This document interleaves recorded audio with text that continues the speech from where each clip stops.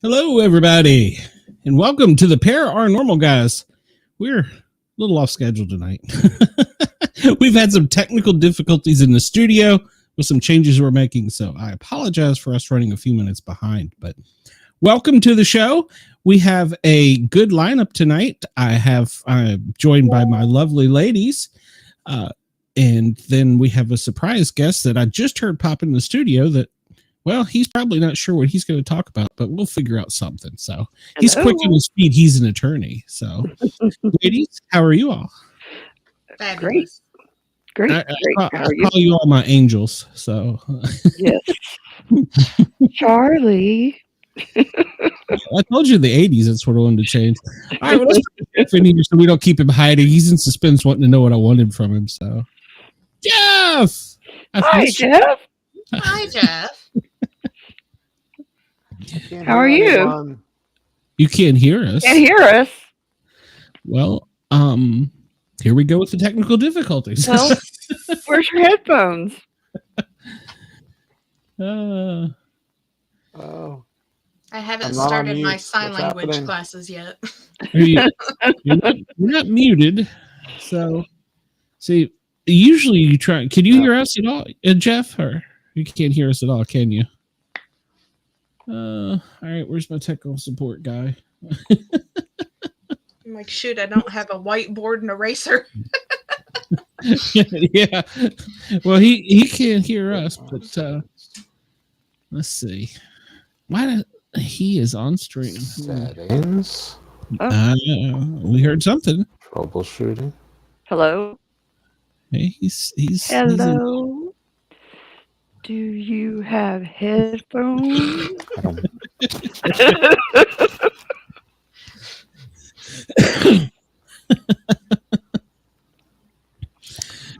This is the. Let me go out and come back in. Okay. All right. This is the fun of live studios. You never know what's going to happen. So it occasionally works out that way. So, our original scheduled guest tonight apparently was double booked and had some other obligations.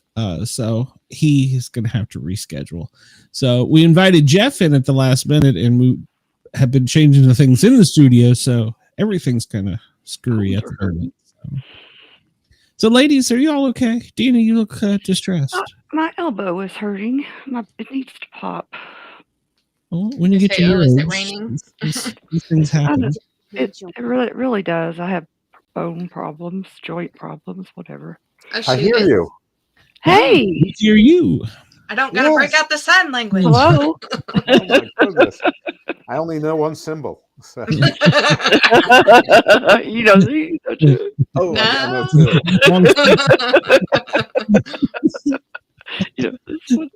Wrong finger. Jeff, welcome to the show. Thank you for coming in on such short notice. It is duly noted and appreciated. Yeah, no problem. Well, I guess some problem, but I don't think that was your fault or mine. Just one of those ghosts in the machine things. Yep. Well, exactly. Probably. And that was, we're actually going to ask you some things about that.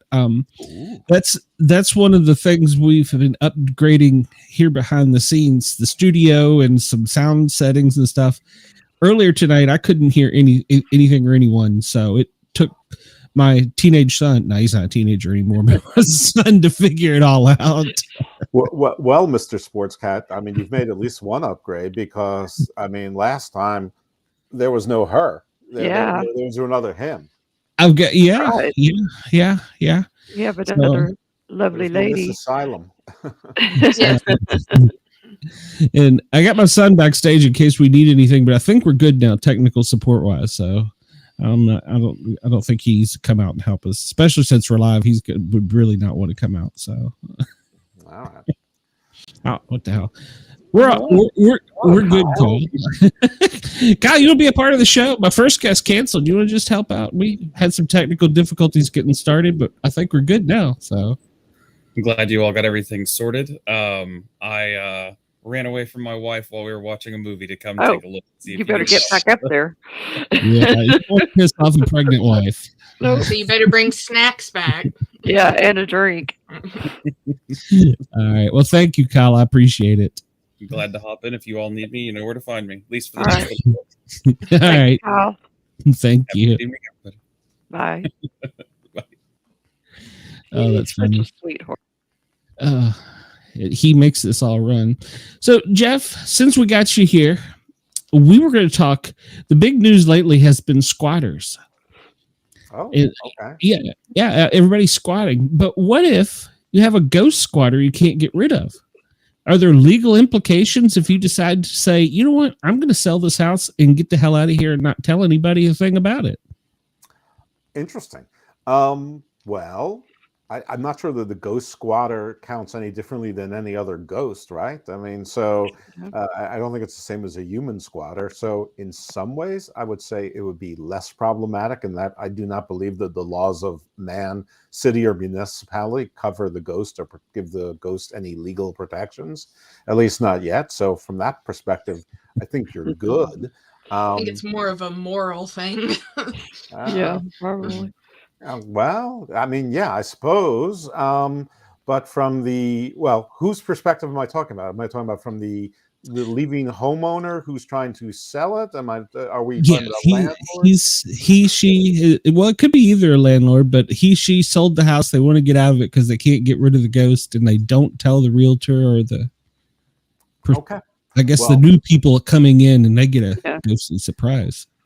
Here's the thing: you'd have to prove that you knew there was a ghost in there, but before you prove that, you have to prove the precondition that there is a ghost there, and that it was there beforehand. So proving a ghost in a court of law is probably going to be pretty difficult to do. So I hate to, be a wet blanket on this thing, but I think that the complainant, whomever they are, is going to have their case dismissed. Maybe they'll be referred to the church or clergy of their choice for the psychiatric ward. Maybe there might be a psychiatric ward, or maybe you suggest an exorcism. And I've been assured that almost every major religion has an exorcist ritual. It's not just we see in the movies. It's not always Catholic, not by any means. So.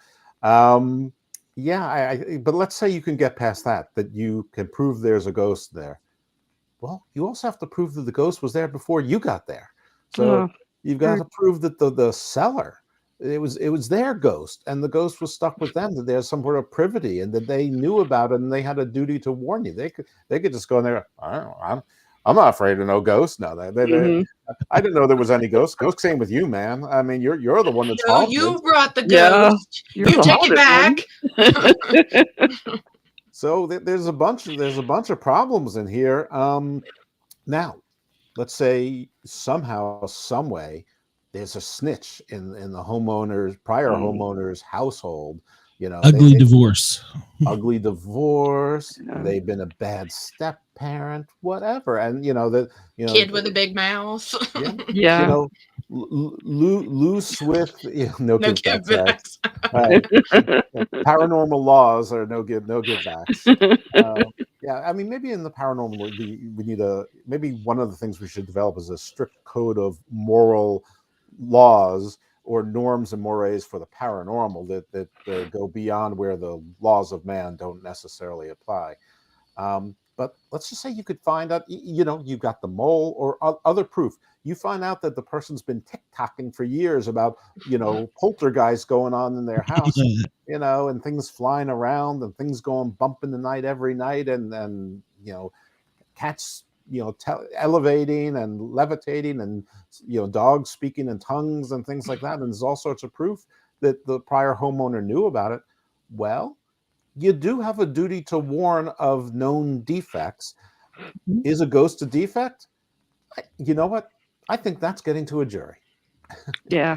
I think that would depend. That would depend on the person, I guess. Yeah, I guess it would. Now, is it true that when it, you're getting in that realm of things, and maybe this, I don't know if this is more legal or more on the realtor side, but that they are required to disclose when somebody has passed away in a house?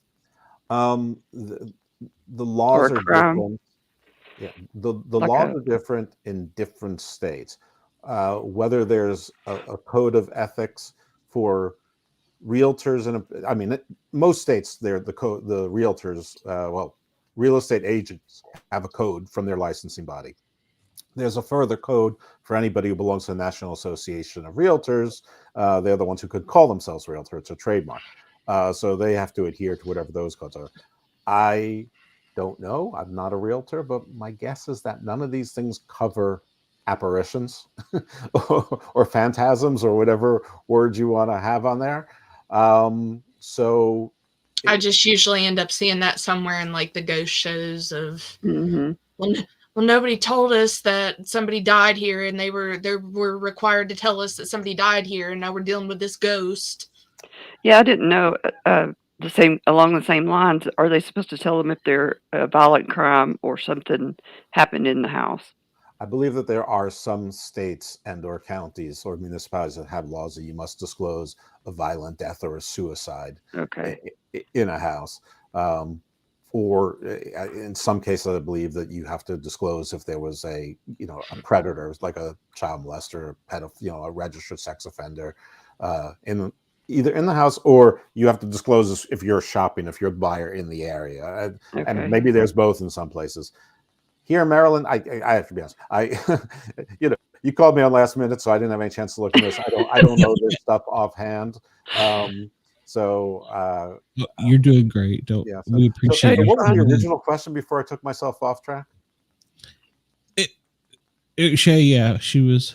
I think it was just the like if there was any, because I said I didn't know if it went more to law or it was more something with the realtor, that if they were required to disclose if there had been a death or murder, or like Deanna said, if there was like the suicide or something like that happening there. Those are good questions. I mean, it can be one or the other, or it can be both, and it can be two levels of ethics on top of that. The state licensing board, and if you're a member of the National Association of Realtors. An interesting question to me, maybe not to you or the audience, is which one would matter more to the realtor? I bet their license or their membership in the group might be more than the lawsuit, especially if they have liability insurance, or they're not particularly worried about ghost stories in court. That's an interesting one. Now, of course, let's say the realtors instead of Pennsylvania, we have Transylvania, and it's it's known to be a hotbed of paranormal activity. I mean, then all of a sudden, I think that there'd be a requirement to disclose these known conditions. I probably wouldn't acknowledge their defect, because one person's defect might be another person's drawing power. I mean, maybe you want to be in a haunted house. Maybe you think it'd be cool. I don't know. Maybe, see, to me, with there, it seems like it would be less of a requirement, of more like a no-brainer of like you're taking the risk living here that you're probably going to wind up somewhere where there's a ghost. Yeah, well, in Transylvania, well, maybe you those vampires and we're required to let you know your neighbor Jim. He's a vampire. He's a vampire. It runs back in his family a bit. Yeah, he's a little quirky. Yeah, we cook, but I'm down with the vampires. I'm like Guillermo from What They Do in the Shadows. I want to be a vampire, but ghosts, no. That's That's funny. Yeah. Well, you did mention something that actually kind of made me wonder. What if there are an influencer in the house, or let's say somebody that is like me that hosts a show, and then they can go back and go, well, look, Sport Cat or Glenn, he was doing this, and look at his show on June 15th. He had this, and this. Does that change anything with like that? Because that, I guess, sure, it's not circumstantial, it's time stamped. Well, if you're telling me that you are the mole, you're ratting on Glenn, and and there's video of Glenn with like ghosts around him, and there is flying around. There certainly is. Now, that guy Kyle we saw hasn't been alive in 700 years. So, yeah, true. Well, I think then it would come more into details, I guess, of like, okay, is Glenn on his podcast just talking about ghosts, or is Glenn on his podcast with a freaking Ouija board in front of him trying to summon ghosts? There you go. Well, also, I mean, we are in the era of AI and images being altered and voices being altered, and I mean, you'd have to. It's more than just a date stamp. Listen. All jokes aside, if you're going to have to prove apparitions and ghosting, the burden of proof is on you. So you've got to prove. So if Glenn goes, that's not someone fake that. I mean, that, Yeah. Look at me. I'm 55 years old. I can't make that stuff up. I don't know. I don't know what barely know how to make the studio run. Well, this gives me a good time, Jeff, and I'm going to keep you here. But we do have a known ghost hunter who is going to be on this show later. He's agreed to come in a little earlier. He's from Taps in Oregon. Jason Hassler. Hello, Jason. Hi, Jason. How's it going? Thanks for coming in early with this. And you know what? Shut up, Brenda. She's saying I'm older than that. Jason, we had the first guest cancel, and Jeff is one of our friends of the show. I call him my paranormal attorney, and so we always ask him the strange questions about Bigfoot and all that stuff. And so the question I posed to him tonight was, let's say, for instance, I live here. The house is haunted. I've had shows on TV or TikTok or something about it. I sell the house. Do I have a duty to tell someone that the house is haunted? And if I don't, and they end up with a poltergeist, what can they do about it? What do you think? What's your opinion? Jason beat Jeff, by the way. I'm sorry. Hello, I'm how's it going? off tonight. I think it probably varies state to state, to be honest. I mean, there's not really a whole lot you can do if the law isn't on your side, I suppose. Well, it's like Jeff was saying, the burden to prove. How do we prove a ghost exists? Yeah. Well, you can't. We've tried. This leads me into something great as being with it having to deal with law. Jeff, and this is coming out of West Virginia, where I'm from. Are you aware of the story of the Greenbrier ghost? I have heard of the Greenbrier ghost, and I've heard a whole lot of stuff going on with Greenbrier lately, not necessarily paranormal, but I guess refresh all of our memories. Well, so the Greenbrier ghost is supposedly out there. The only time in U.S. history when I'm trying to think of the right way to describe it. When like a ghost was used as a witness, would that be the right way to phrase it? It might be. Keep going. Let's see. Okay, so I knew I had it in my book here. I was trying to find a witness in a trial. She was murdered. Oh. And she supposedly pointed out who murdered. Interesting. Well, if it's in court, I believe it was. I believe it was her husband. So it says when testimony from a ghost. When Shu's trial began in June 1897, numerous members of the community testified against him. Of course, and I've got to figure out who is this person named Hester. Of course, Hester's testimony was highlighted on the trial. She testified as both the mother of the victim and as the first person to notice the unusual circumstances of Zona's death. And Zona was the one who was murdered. Preston wanted her to come across as sane and reliable, so he did not mention the spirit encounter, which apparently Zona had come to her mother telling her that she was killed. Mm-hmm. Which would make Hester look irrational and was also inadmissible as evidence. Zona's testimony obviously could not be cross-examined by the defense and therefore was hearsay under law, but unfortunately for Shu, his attorney did ask Hester about her ghostly visit. Certainly he was trying to destroy her credibility with the jury, characterizing her visions as the over-imagination of a grieving mother. He was tenacious in trying to get her to admit that she was mistaken about what she'd seen, but Hester jealously stuck to her story. When Shu's attorney realized that she was not going to budge from her story, he dismissed her. By then, the damage was done because the defense, not the prosecution, had brought up Zona's otherworldly testimony. The judge had a difficult time ordering the jury to ignore it. Clearly, most of the townspeople believed that Hester really had been visited by her daughter's ghost. Shu testified in his own defense, but the jury quickly found him guilty. 10 of the jury members voted for Shu to be hanged, but because they could not reach a unanimous decision, he was sentenced to life in prison. Shu didn't carry out his sentence for long. He died in March 1900 at the West Virginia State Penitentiary in Moundsville, which is haunted. Until her death in 1916, Hester told her tale to anyone who would listen.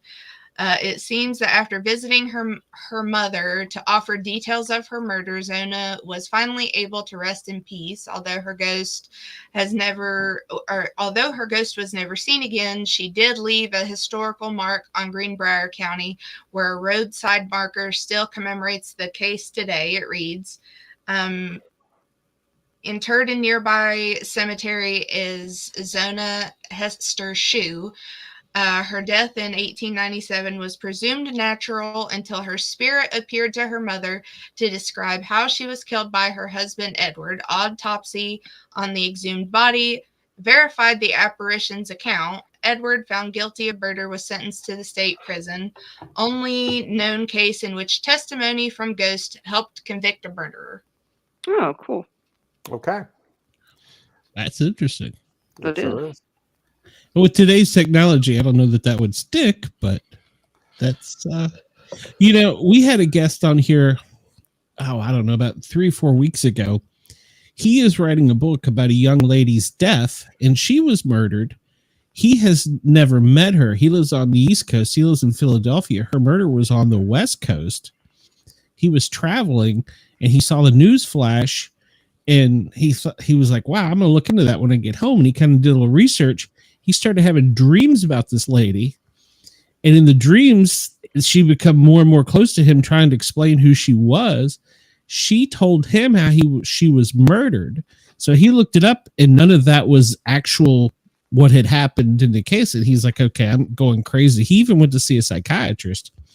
He started writing a book about it, thinking this will help him with his trauma. And he was going into detail. He contacted the family, and they told him they didn't want to talk to him. They didn't want any contact with him, and that they did not want him to publish that story. And so I'm sure there's probably some legal things about that. So he had to, obviously, it's a work of fiction and things like that now, but he's still in communication with her, though. Yeah, he's still in communication with the family. With the ghost. Oh, with the ghost, yeah, or that comes to him in his dreams. But in the family, she comes to him. She comes to him all the time now, is what he said. Oh, okay. Just in his dreams, not just in there. Actually, you're right. You're correct. But yeah. So she's like, "Help me, dude! You're the only one that's going to put this out here." Yeah. And there's no connection. There's not a religious connection between the two. There's obviously no relationship wise, distance wise, age wise. She's much younger than he is, and he had it really traumatized him to the point he was going to a psychiatrist until they were finally they were like, well, just start journaling, start writing it out. And when he did, that's when all of it started free flowing. So he was worried about the implications with the family, with the law. That reminds me of a weird mix of Halle Berry's movie Gothica and The Grudge. Yeah. She was, they become really close.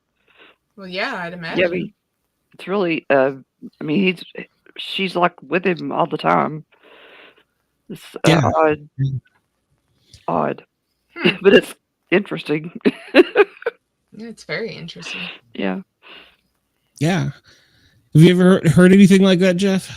Have I ever heard anything like that? Yeah, it's from my show, obviously. It sounds like a movie. It's maybe a soulmate or whatever, that kind of thing. Or maybe they are related. Maybe he should do an Ancestry.com or 23andMe, and maybe they're more related than you think. I mean, there's that mitochondrial leaf, from 2 million years ago. So somewhere along the line, maybe both on North America. I don't know. No, I have not. But we have a ghost hunter here, so I'm really more interested in his. Yeah, I was getting to him. I know he's itching. He's probably got more stories than I got questions. Yeah, Jason, why don't you tell us about yourself? Well, I'm the, like you said, I'm the director for Big River Paranormal in Oregon, in Southwest Washington. We also have a team in Boise, and we're the TAPS family team for Idaho, Oregon, and Southwest Washington. So cool. I don't know if you know what that means, but that means that if the TV show Ghost Hunters gets a case in our area, they send it to me to see if we can help the client. Nice. That's pretty freaking cool. I love that show. So in your experiences so far, what have you seen that has given you the most there's something here sensation or story? Or I realize reality TV is a lot different, but scare. Yeah, I mean, if they really put on TV what Paranormal Investigation is, nobody would watch, because it's just a bunch of people sitting around in a dark room and claiming their body functions. So really what it is. Yeah. So for me, it was I grew up in a haunted house, and so as a child I had some experiences which I really just thought were my imagination as a child, but growing up I realized that it was probably a lot more than that. Mm-hmm. Did you grow up in Washington, or? Yes, in Vancouver, Washington. Yeah. Very cool. Slightly frightening as a child, but cool. Yeah, that's what I was going to ask. As a child, how did you feel with this? Honestly, it was scary, but I just thought, I'm a kid. It's my imagination, which is what your parents tell you. Go back to sleep. It's a bad dream. Yeah. When really, it probably wasn't, especially when you have conversations with your brother and he has the same, he had the same experiences and that kind of stuff as a child as well. So I have to ask. I would like you to stop using the word experiences and tell us what these experiences were. I mean, the house that we lived in, it was over 100 years old. I don't remember a whole lot of history on it. I know that it wasn't at the location it was originally built, but we had several different family members. It was owned by a family member, so we had several different people that lived in the household throughout the years from our family, and they all had experiences. I know, I believe my uncle went into a closet to change the light bulb in the closet, and the door was shut and he couldn't get out for a while. I know that happened. Yeah, that's like everybody's nightmare when they go in the closet to change the light bulb, I guess. Be awful. Especially if you find out you're not alone in the closet. Yeah. Yeah. No, I better be. I'm gonna just start flailing like start touching me or something. Smile with sharp teeth. That's why I don't like the dark. Mm-hmm. So, I mean, I would see things like shadows and stuff in that closet and whatever at night when I was trying to sleep. And I just, of course, thought, I'm a kid. That's what we're supposed to see. It's supposed to be our imagination, or, we all have monsters under our bed as children. But, when you think about it, maybe children can see things that adults can't because they don't know they're not supposed to. Yeah. I'm sorry. I have a blanket that protects me from monsters. I don't know about you guys. Yes. As long I as have my a- feet are covered up in my head. Yep. You gotta The keep your feet leg covered up. hanging off the. Yeah. Yeah, my leg That's is why the sacrifice that I'm offering up. I mean, if it works, it works. So Yeah. far. Like, I'm still here. Yeah. I don't have to hop Mostly too far. mentally here. If I don't have to hop too far, I'm okay. So in some of the experiences I'll switch to the word investigations. Have you had EVPs are fairly common according to the TV shows, Yeah. and being touched and things like that. And I mean, there's some people on TV, I think, that they get, I don't want to use the word excited, but excitable, Mhm. and seem to be afraid of everything that Zach to be there for. Yeah. I mean, if you that guy's listed online as an entertainer, not a Yeah. paranormal investigator. Yeah. So I mean, like, he's got his place. I mean, it's for, like, I'm not a fan, but like some people enjoy that kind of stuff. So, he's got a place. He makes my job as a investigator a lot harder, because when we show up to, say, if we have a residential and we walk in and they're watching Ghost Adventures on TV, we know the problem is they watch too much Ghost Adventures. They don't necessarily have a ghost in their home. Yeah. I mean, it's almost always, if they're watching Ghost Adventures, when you walk in, you go, well, this is going to be an easy one. They're just Yeah. haunted by Zach Baggins. Yeah. That's true. Well, but there are some also physical reasons, and that you can go into this, that people can experience things, EMF, radiation. It's kind of the same thing, but that can make people have feelings and sensations. So you probably go in and check the actual physical things as well, don't you? Yeah, that's one of the first things we do. In fact, we had a case that this woman, she thought like she was hallucinating so bad. She's like, there's people in my room. She literally thought her ceiling was bleeding, that kind of stuff. And if you're really sensitive to EMF, then things like that can really happen to you. So we went into her room, and right by her pillow, she was up against the wall, and it pegged, like, our meter was pegged out. So what it was is, on the other side of that wall, they had like this water softener thing in the garage, and it was just letting off so much EMF, and that was just going into her head all night long. Oh, man. Oh, gosh. And so apparently she's very sensitive to it. So we just kind of suggested she move the bed to the other side of the wall, or put something up that in between that would help more. And I don't know if she ended up doing that, but I know they ended up selling the house shortly after that, because I just don't think she believed that that's what was going on. How high does the original question? Yeah, exactly. It does get back to the original question. Yeah. What do you have to tell them? Don't put your bed there. Right. Yeah. How high does or is there a range to the EMF that can affect people?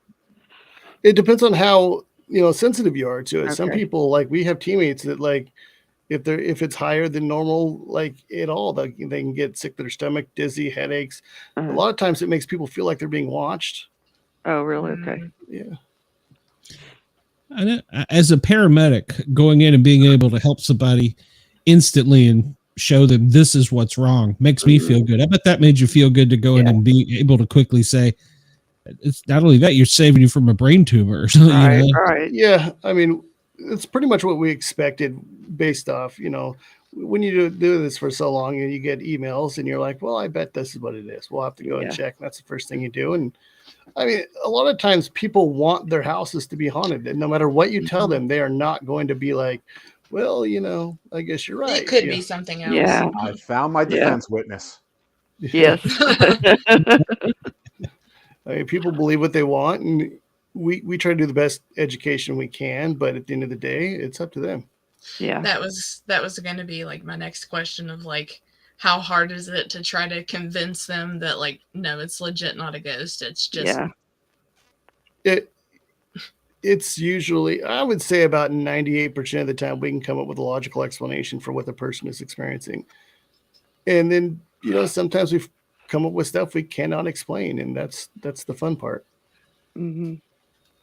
in that 2%, are you able to discern a malevolent force versus a neutral, or just someone's great grandfather wants to see their great grandchild or something? I have never ran into anything that I thought was like, I'm non-religious, so I don't believe in demons. So that's a religious thing for people. And I had a lady call me one day and she said she had a demon in her apartment, and I was like, "What did you do?" Yeah. What did you release it? Yeah, why is there? Your ex-husband doesn't count. Yeah, honestly, I just kind of feel like spirits were people. So if you were a jerk in life, you're probably going to be so in the afterlife. So if you're, maybe it's just the angry person. It's not, the devil is not out to get you, or maybe it is, but I haven't come across that, thankfully. I don't think demons were ever human. I couldn't tell you. I don't believe in demons at all. So, right. That's just from my, it's a religious thing for me. So being that I don't have a religious view on that, I just think that, people are bad, in life, you're bad in death. There are exactly bad spirited ghosts and good spirited ghosts. They're just people. Yeah. But whatever they are you able to tell the difference through measurements, or is it just based on observation? And if so, how much observation does it take to be able to, tell that in the real world? Obviously, in the movies, it's pretty easy. The ghost says, "Get out," But the other thing we have to go off of is the evidence we find. So, honestly, if we had an EVP where a ghost was being unkind, then we could probably say he doesn't want us around, or try to figure out why he's being unkind. It kind of depends on what you're investigating too. So, if you're investigating someone's home and it's grandpa that's hanging out, but he wasn't that nice of a guy, it's going to be harder to tell that he's not nice, as opposed to, hey, we're investigating this prison and everybody here probably is a little not nice. Oh my anger. Yeah. So just kind of, you can't really, going into it. A lot of people, and I think it's based off religious ideas a lot, think that anything that isn't, they believe that good people go to heaven and bad people go to hell. And of course, they're afraid of anything that's hanging out here. They don't know what it is. They don't know what it means. So they automatically go to, it's got to be bad. Yeah. So, and it just usually isn't. Yeah. What would you say is like the creepiest experience you had? Well, recently, we don't run into a whole lot of creepy stuff, but we were at, my daughter and I were investigating. We did a public investigation for a place called the Starry Night Inn in Seaside, Oregon. It's a really cool little place. And, everybody was on the main floor, and we were just kind of taking a break and talking. And my daughter, we were staying up in room 4, and my daughter had said early in the evening that, for the spirits, go ahead and mess with the people in room 4. But for me, I'm like, speak for yourself. I still have to sleep in there at some point tonight, so I didn't really appreciate that. But so she goes up to use the restroom while we're all down there. She's the only one upstairs, and I'm like, where is Mariah? Like, pretty soon my phone's going off, and she's like, Dad, I need you to come upstairs and let me out of the bathroom. Well, the bathroom door, it was one that slides this way, instead of closing like a normal door. And she got in there and closed the door and was going to the bathroom, and somehow a chair got pushed behind the door, so she couldn't open it. Oh. So, we were all like, that's really cool. But all the people that paid to go on the investigation, they were all like, I think we'll go to bed now. And I'm like, then why are you here? Yeah. This is exactly what we're hoping to see. Yeah. Yeah. She asked for it. She did ask for it. Yeah. Why did they all go to bed if they were wanting to investigate? Yeah, That's they were just kind of like, weird. oh yeah, it scared them. And I'm like, we're like, wow, that's really cool. We're all excited about it. This is exactly what we're hoping for. And right. They're like, yeah, I'm a dip on that. No. Yeah. Yeah. Was your daughter freaked out about it? No, she thought it was great. Yeah. How old is she? She just turned 25. Oh, awesome. My daughter just turned 25 too. That was like me when we went to Weston. Like I can be the biggest chicken about stuff, but I was just like, come on, mess with me, let me see something crazy. I try to be more laid back than that and just kind of like let things come as they go. Because like That's what I would be too. yeah, I'm not trying to invite somebody home with me either. So you know, 'cause No. I kind of feel like if you Yeah. open that door, you know, They're I've gonna be never like, had all anything right. yeah, we're friends now, so Yeah. hang out. Yeah. You invited me. Here I come. Hey, Yeah, it how looks do you odd. tell them not to follow you or come with you? Is there a? Yeah.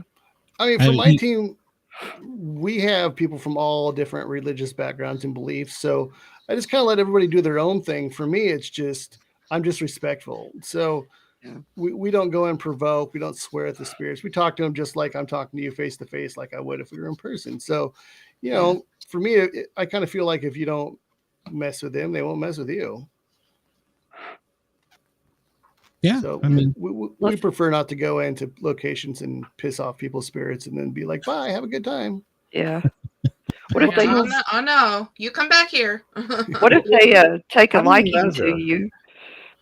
What, I like, mean, what I are you suppose it's measuring? possible. Go ahead. Like what are you measuring for? Are you measuring for like radiation, electricity, sonic, different spectra of different types of energy? I mean, and what kind of tools are you using? Like what is a ghost hunter like? How do you validate that there's a ghost, versus anything else? I would never ever say this piece of evidence is, it might be proof for me, but from a scientific standpoint, I think it's really hard to prove unless the ghost is walking around shaking hands with people going, hi, I'm a ghost, and you could put your hands through them or something. I don't know how you would prove that, but we do things so like we're not trying to prove there's a ghost. We're more trying to find a logical explanation for what the people are experiencing. So we want to disprove usually what they believe is a ghost. Yeah. So but when you can't disprove it, and forget that I'm a lawyer. Take off my lawyer hat. I don't care. I'm not talking about. I'm not trying to you prove it in a court of law. To your satisfaction, when somebody calls you in to help a client and it fits within that 2% that can't be eliminated, like what are you looking for? What's the threshold? You say this is probably something paranormal. You don't have to use the word ghost, but this we cannot explain what this is. I don't know what it is, but we know what it isn't. Well, for me personally, it has to be some sort of either a pattern, like, if we got a video, like if they said, hey, every day at 2 p.m. we see the lady in the white dress on the top of the stairs, and we were able to film that, then like in every day, like that kind of stuff. Okay, then maybe there's something, a residual something. Or, for me, the ones I like the most where we can't really, it's hard to argue, is when you get an EVP that has an intelligent response. Yeah. So, I mean, we were in a place called the Walker Ames House in Washington, in Port Gamble. And it's this really old house, really cool. It's supposed to be one of the most haunted houses in Washington. And we investigate there about once a year. And the first thing we like to do is, because you never know when they're going to start talking, is we start a recorder the moment we walk in. So we got a recorder going, and we're setting everything up. And you hear two of our investigators talking about where they're going to set some equipment up. But then you hear a voice that in the background that says they're listening. So they knew exactly what was going on because that place is investigated so often. They know, okay, they got the recorders going. They're listening to us. So we get a lot of really, intelligent responses from locations like that. And that's when you go, okay, that makes sense. Like, of course, now they know what this equipment is. And I mean, that place gets investigated about at least once a month usually. So the ghosts probably get really annoyed with that, I imagine. But we try to go in. SRBs are back. Yeah, it's like, again, like we're just trying to get some rest here. Rest in peace is not what we're doing. These are my vacation days. Tell them to leave. Jeez. Yeah, so we try to go in and we don't do for an EVP session for us. I mean, we will sometimes go in, especially if it's a location that hasn't been investigated before, and ask the normal, what is your name? How did you die? All the same questions that you see all the other investigators ask. But for the most part, we just sit around and have normal conversation about, our day or whatever. Because if I was at your house and I was sitting in your living room, we were all talking, you would join in, right? So we just kind of assume they will too. And a lot of times that's how we get some of our best evidence. That's cool. Yeah, that's really cool. What's the oldest ghost you ever encountered? Like, you might be talking to them every day, but the ghost is from, I don't know, 1600 BC, and they're speaking, I don't know, old Hebrew or Akkadian or something, and you're talking to them about like I had an Italian sub from Subway, and in their language that means war. I don't know. Yeah, I don't know. I mean, that is something we. A friend of mine, William Becker, he's a local psychic in Oregon City. He took me to this place called the Ermitinger House, which is this old historical place in Oregon City, really cool location where they believe, they can't prove, but they believe that the naming of the city of Portland, the coin toss, I don't know if you guys know about the coin toss, but one of them was from Boston, one was from Portland, Maine, and they flipped the coin to name Portland, Oregon. It was going to be Boston or Portland. And they believe that coin flip took place in the Ermitinger House. So I was there, and basically afterwards, William pulled me aside and said, when you're investigating, you have to take into account who you are investigating. Who are the spirits that you believe are in this house that you're talking to? Because he said, if you walk into this location, like the Ermitinger House, and I walked in there wearing a hat like I am now, that's disrespectful to those people back then. Why would they communicate with you? Oh, yeah. And if I if I walked in there and I'm like using their first names, well, that would be disrespectful. Yeah. So he says you have to take into account, and he's very right about who the spirits you may be encountering is, and think about what their cultural ideas were and that kind of stuff, and that can help you on investigating. Because if you go in there and you're respectful, you're not wearing the hat, you use their last name, that kind of thing, then you're just they're more likely to talk to you if you're not being offensive. Because you don't think about things like like today, you go to your friend's house, you walk in with a hat, nobody thinks anything, but back in the day that was offensive. Yeah. I never thought I hate about to monopolize someone else's show, but it just seems to me that you need to have like a first contact protocol, almost like if you're meeting, like what NASA would need to have if you're meeting extraterrestrials, to establish contact, to figure out where they are, who they are, where they're from, so that you could like Google what the customs are. Yeah, I mean, we do.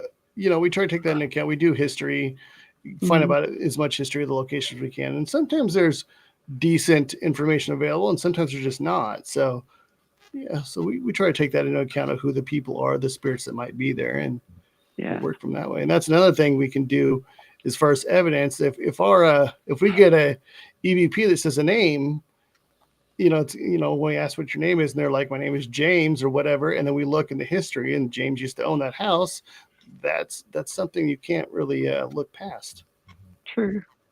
That is very true. Yeah, that was something. And no, Jeff, you're not hijacking. You're a guest, and I welcome you to chime in anytime. That was something that I consider, because Dean and I went on a ghost hunt through the streets of Knoxville, where they show you the old historic parts, and then they're like, okay, we're wanting the spirit to turn on this light, and we want to do. And I'm like, yeah, but that's how would the mayor pretend he's Kane again and make him? Yeah, no. He could kick our ass. I'll agree with that. But yeah, he could. My question to the guy was, how do they know what a flashlight is? I mean, obviously, if you've done this tour long enough, the guy might have figured it out. But to them, that's magic. I mean, if you're talking about somebody that's, we'll say Ben Franklin's era, you hold up a flashlight and waving it around. That's magic. What is this contraption? Yeah. So how do you turn this on? How do they know that? Yeah, that the guy never really could answer that question for me, and that's what got me to thinking. And I'm with you, Jason, because I believe that, let's just say there is something walking around. They may not understand the same things that we do. This technology is. We called it a torch. Yeah, we called it a torch. But and actually, Dina and I were the only two to get really anything out of the whole tour. People were coming to us and leaving the tour guide, and I'm like, Bigfoot. Yeah, and then he kind of bump in the night. made everybody disperse. But we did get let's see, he called whoever we were in contact with, he said my name, and we had like 2 good recordings. I remember that. Yeah, and then it was like standing behind me, I could feel like the cold on my back, and I could feel like an overwhelming sadness. It kind of made me cry, because we were at a place where they used for the morgue, for the city, and the story was that they used to sell bodies out of there to use for the university to practice on. Yeah, experiment on and practice on. But there was also a very bad wreck there with some firefighters back in the day, and so we don't know who it was, but it was really interesting. And I would think too, in mentioning the, taking into consideration the time frame that they're from and everything. Mm-hmm. If you're walking in there and you're part of this big guest or this big tour that, you're intruding into somebody's home and you're basically wanting to work them like a show puppet of like, oh, well, we're just waiting for them to turn the light on. They're just going to get peeved and be like, quit turning on the dang light in my house. I liked it the way it was. Yeah, well, we were outdoors, but outside of the building, but. Well, I just mean like in general. General, yeah, you're right. Yeah, when you get Jason, when somebody gets we'll call it a case to you, what's your first thing that you want to do to look up? Do you look to the property? Do you look the people up? Or what's the first step in that? Well, we don't do a whole lot of background with the people. We will interview the people and we'll ask them a bunch of questions they may not feel comfortable answering. And like, are you seeking medical attention for anything? What kind of medications, therapy, that kind of stuff? Do you use illegal drugs? And we can help. The more honest they are, the better we can help. But I mean, none of us are professional when it comes to medical and that kind of stuff. But it's, so we'll start with that. With the interview, we find out basically, all their personal stuff they're willing to share.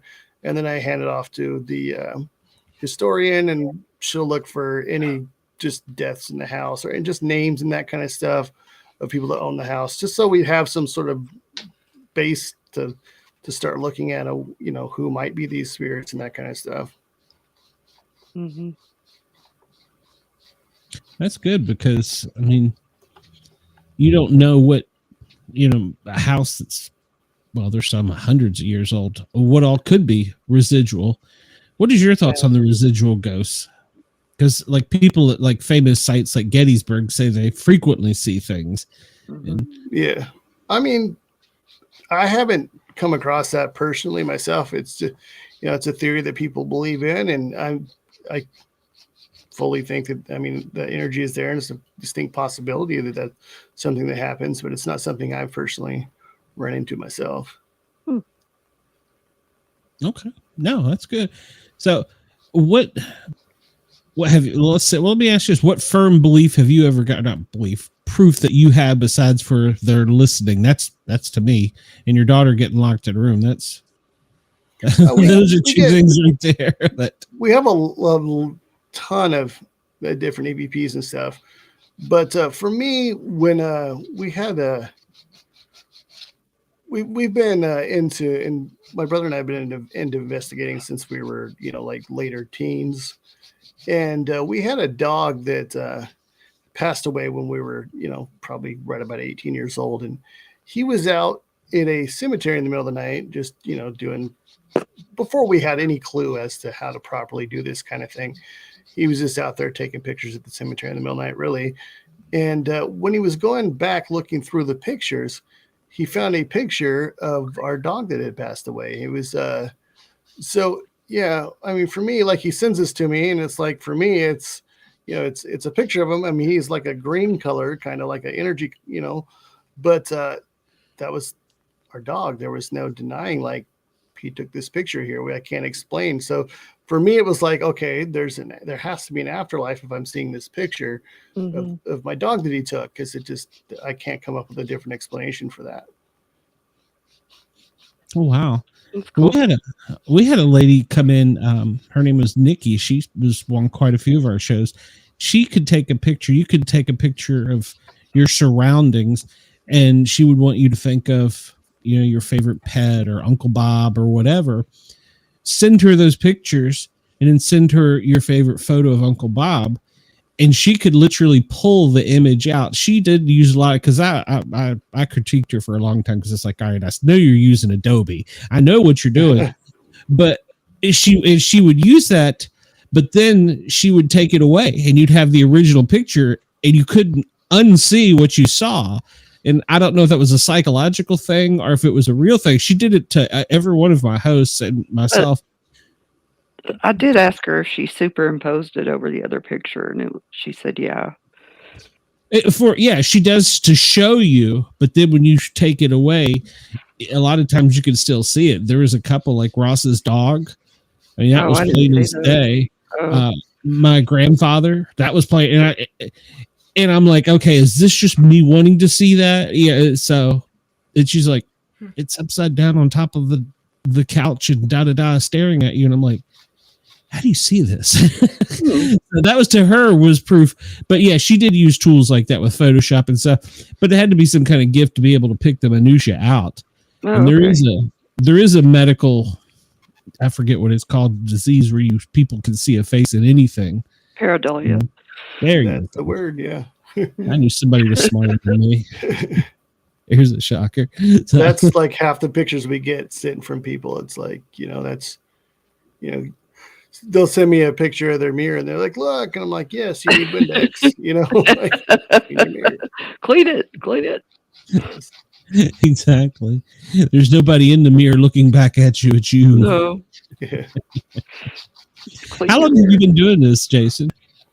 I have been with Big River it will be 7 years in August, but so since but I've been interested in doing I didn't really know what I was doing. I was doing this stupid thing like kids do, let's go to the cemetery in the middle of the night, and record stuff. And, we didn't really have any clue what we were doing, but, a long time. It's something I've done most of my life.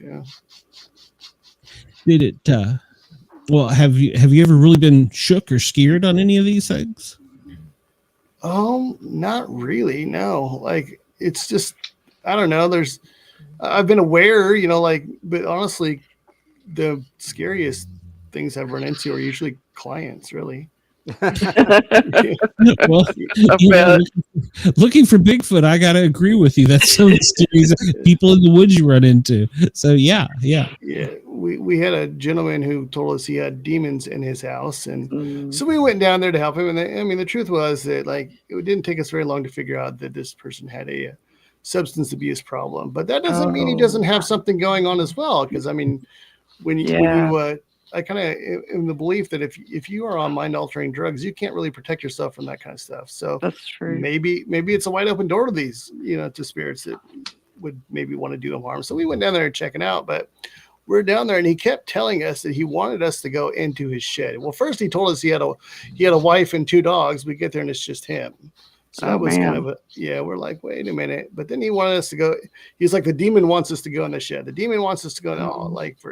And finally I was like, Tom, we're not going in your shed. I don't know what you got back there, but we're not going to find. We ended up having to pack up and just leave because he was just so weird. And gosh, one of his stories was, it pulls him out of bed when he lays in bed. So I said, well, let's set up a camera and put you in bed and let's see what happens, knowing that nothing is going to pull him out of bed, just to see if he would fake it. Mm-hmm. And he did. And of course he did, it just, but at that point, I was gonna say, was it even a good fake?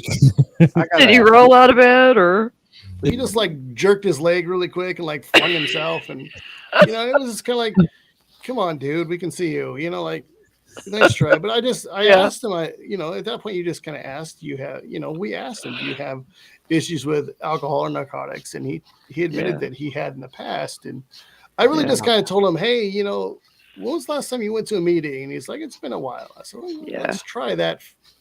And hopefully, who knows what he did, but it was kind of one of those situations that we just had to get out of there because it wasn't safe. Yeah. I'm not winding up in somebody's shed.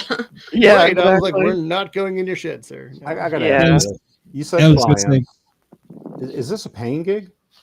No, we do not charge for investigations. Okay. So, the clients can only cause you so much harm, right? You would think, Well, depends on how. Just from having this show, there's a girl she's actually in West Virginia. I have sent her multiple people to talk to, multiple psychics or whatever. And finally, I told her, I said, you need to stop contacting me. Everybody's told you the same thing. And she didn't like, as a paramedic, I went down the road like you did about your medication, your medical history. Do you need help? Because you might need help. And I finally had to tell her, don't stop. I'm going to block you. I'm done with this. I've sent people that you've asked that they've all told you the same thing. And so some people, like you said, they don't want to take no for an answer. Yeah, they don't want to take the logical explanation. So then you had to put her on the show. Is that what you're telling us? He's pointing at Shay. I'm medicated now, though. we find like locations that want to like say there's a bar that claims to be haunted. Yeah. They get really upset when we're like, no, that's not what we found. Like, because their marketing is like, come to this haunted bar. That's just the homeless man sleeping in the rafters, guys. we had a case in Aberdeen, Washington, which they will tell you is where Kurt Cobain is from. Every person you meet there, and so the claim is there was a woman at night when they were cleaning up. When everybody was gone, they're cleaning everything up. They would hear a woman giggling in the bathroom. So we're there, they're cleaning up, and sure enough, we hear what sounds like somebody giggling in the woman's room. So Sarah and I, a teammate and I, we go in there and we stand in there for a few minutes to see if we can. And what it was one of those automatic air fresheners, and the squeaked when it, they were, because they were like, yeah, that was it. So then when we went in there and we found out that's what it was, then oh no, that wasn't it. But it's like, guys, oh my goodness. I'm not saying your place wasn't haunted. That's just not a ghost. That's just air freshener. It's just by Febreze. Yeah, it's cool. And you need to refill it. It's empty. That's funny. I'm gonna hit a quick button here. It's just gonna pop us out of the screen for just a minute. It's for my editing purposes so that they can put a commercial in here. I don't know why. Let me figure out which button to hit. Let's get ready to rumble! I'm Miranda Maverick, and when I'm in fight camp, I never listen to the Sport Cat podcast. Okay, thank you for allowing me that. And we're back to the Paranormal Guys. Day 2, round 2. We have Jeff Lippman, attorney at law extraordinaire, Jason Hassler, who is with TAPS out on the West Coast. And we've been talking about lots of ghost experiences. And so, Jason, what I'm getting from, or my feeling I'm getting from you is you're not a big believer in the ghost world. I mean, you feel that most people feel like there is something and there really isn't. You're more on the scientific side. I mean, I'm a believer with the experience that I've had, but like for the most part, most things have a logical explanation. So, like you're not going to get possessed by a demon on every show you have if you're, Dang it. Mm-hmm.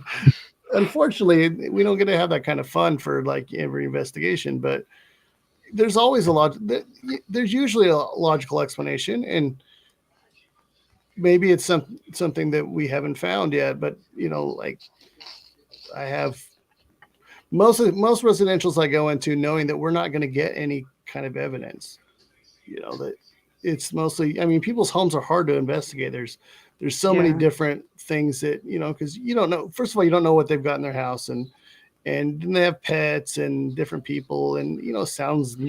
So you have to really make yourself at home in these people's houses to try to figure out what's going on. So, and it all depends on what they'll tell you.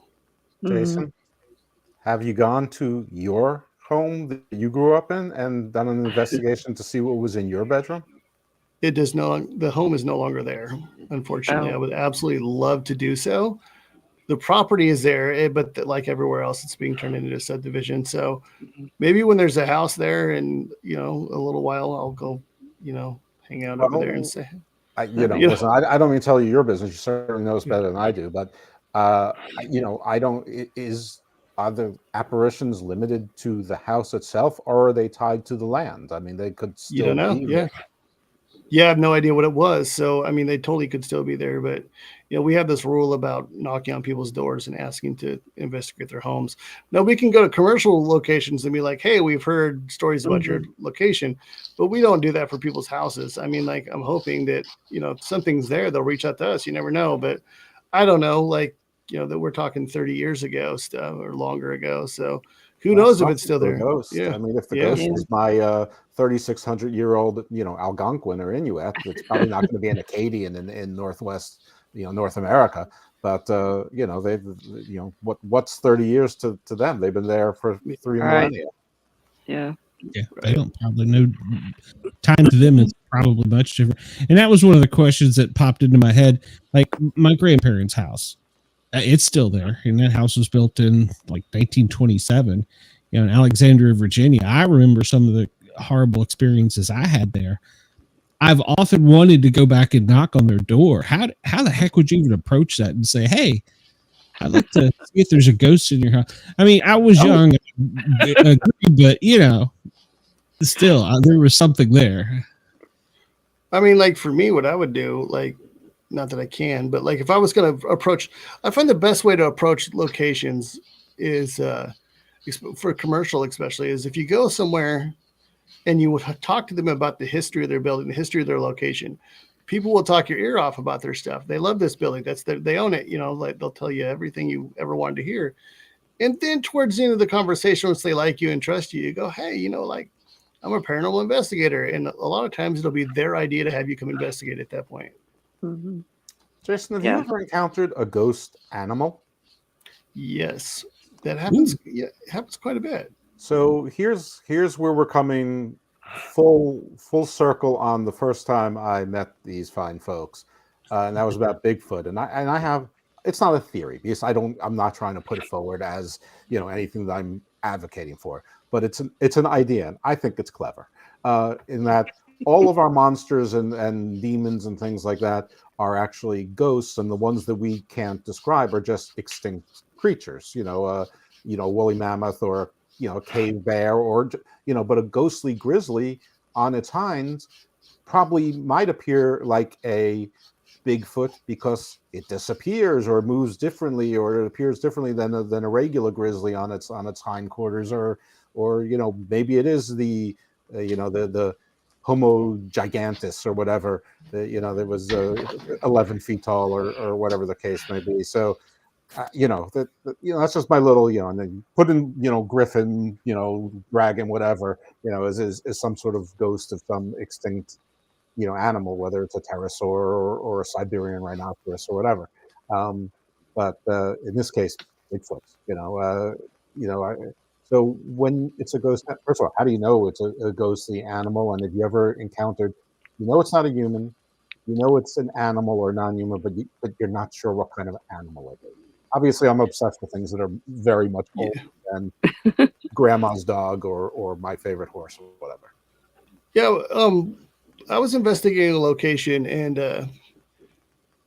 I kept feeling like a cat was rubbing. I thought they had a cat, and cats walk up to you and rub against your leg while you're standing there talking, whatever. And it's dark in there, so I knew there was a cat in there. And then, so after the investigation, I asked the guy. I was like, "Hey, is there a cat that lives here?" And the cat's name was not appropriate, so I will not say it. But he said that cat had died there, but he had to have it live there. It wasn't his home; it was his place of business because the cat was such a jerk that. But he was not happy to hear that the cat was still there. Yeah. I think that's funny. Yeah. He's sticking around whether you like him to or not. Yeah. Grandmother's house, that was one of the things that I saw growing up. You'd be in the living room and the cat would be curled up on the couch over to your left. And then suddenly you'd see it hop off the dining room table and walk into the kitchen and you'd look and the cat was still there. And now I'm thinking, which cat's real? And which life was the cat on? Yeah. Exactly. So yeah, that was one of the things as a kid that I remember very well was at her house that there was a cat that would be in multiple places at once, and she only had one cat. So, that's crazy. And of course, we would get as a child. I remember one night there was this knocking in the back of the house, and you go out the back door, and you're like in an open kind of. I'll describe it as like a screened-in back porch. Where my grandfather had kind of covered it enough to have a deep freezer, and there was like a washing machine where you go down the steps, and that's where the boiler room is. It had to be separate from the house back in the day because it used a furnace, steam radiator. And that's where that was back there. And I remember going down the steps in there one night, hearing this knocking. And I'm like, okay, I'm tired of this. And I was probably 8 or 12. And there was a window right there. And I had a flashlight. It could have been a cat, could have been a raccoon, could have been a possum. But when I shined my light in that window as I was going down to turn the light on, which was on the other side, something on the other side of that window had green eyes. Flashlight dropped upstairs. I don't know what the hell it was to this day, but it had green eyes, and it more than likely was a possum or a raccoon or a cat. But as a child, it scared the absolute crap right out of me. Sticking around to find out. Yeah. And I read that was what I screamed. I don't know what it is, but it has green eyes. So Funny. I suppose that's better than red eyes. I don't know. Yes. I think it was. You tell us. Yeah, that's a good question. And that's been a question about orbs.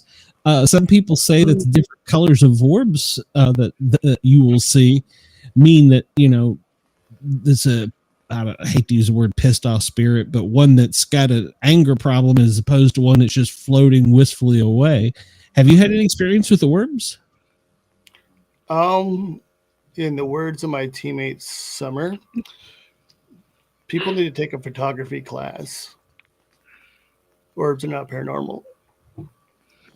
They're so easily debunked as other dust, moisture, insects.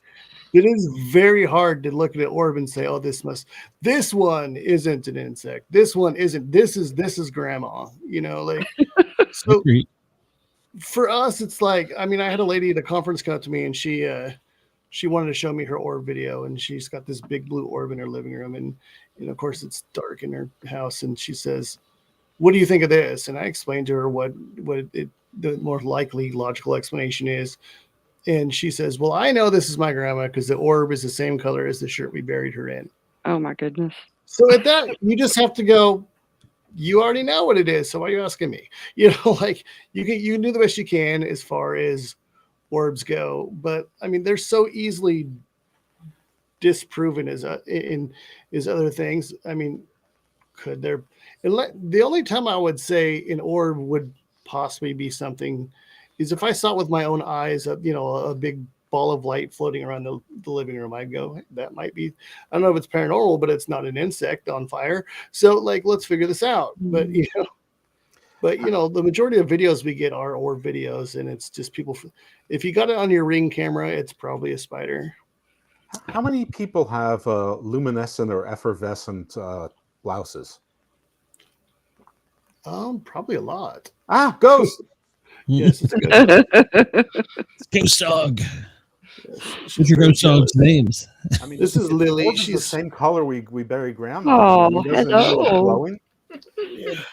Yeah, I don't know. Yeah, that was just kind of like. Well, I did have a teammate. She's a paramedic, and she showed up to an investigation. Didn't think about it, but she was wearing her jacket that reflects, glows. Yeah. And I was taking pictures, and we looked back, and Kathy's boobs were glowing. So I had to tell her that, Kathy, you might want to go see a doctor. Yeah, I'm like, you might want to go see a doctor, Kathy. Your boobs are glowing. You got orbs. They're supernatural. As a paramedic, I'm sure she just loved that. They're real and they're spectacular, especially now. Yeah. She thought it was funny. She's probably a little embarrassed, but I doubt it. She was making sure she was seen. Yeah. You won't lose her. Yeah, those lime green jackets with the reflection. How do you get lost with those? It's dark. Can you go in front? Yeah. Well, now we'll bring it back to Jeff. How about Bigfoot? Do you ever get calls for creatures outside like that? Bigfoot is coming up and knocking on your door or knocking on windows?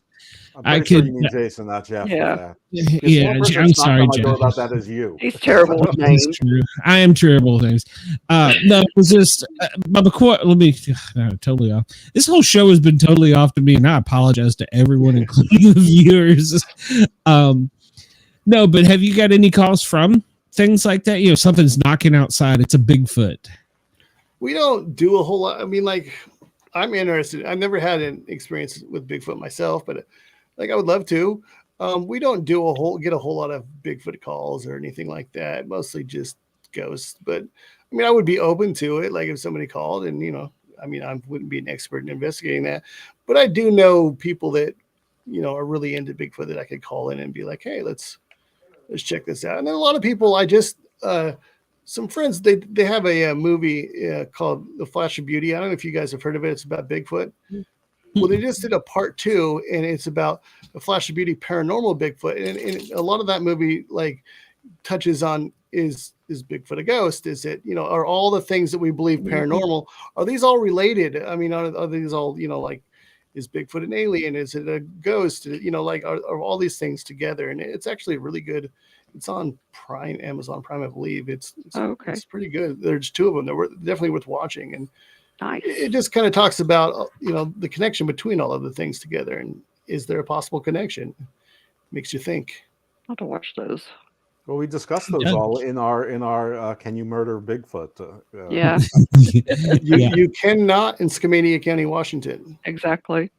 There's Washington is the only state that has a law against it. Yeah, somebody just called the sheriff asking about that, I heard.